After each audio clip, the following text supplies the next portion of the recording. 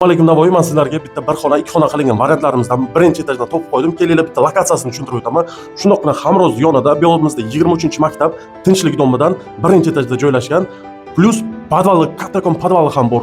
Xonadonimizni topib qo'ydim sizlar. Kelinglar bo'lmasa xonadonni bitta ichini ko'rib chiqamiz. Xo'p, azizlar, bizda bu tarafda kirish vходimiz edi. Mana shunaqa kattakon hol koridorimiz bor. Bu tarafda ikkinchi xonamiz, kuxnya, sanuzellarimiz. Bu yoqda esa bizda birinchi xona, zalimiz. Kelinglar bitta ko'ramiz. Qani akalar. Xo'p, azizlar, bu xonadonimizda to'g'ri remontlar sal eskiroq, lekin puli ham o'shanga yarasha.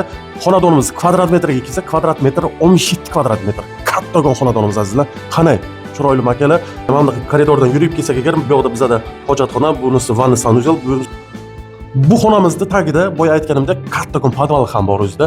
Azizlar, yana bitta plus tarafi xonadonimizda ikkita vxod eshigimiz bor, kirish eshigi, ya'ni tashqaridan mana bunaqa eshik ham qo'yilgan domni orqasiga. Qani azizlar, aytinglar.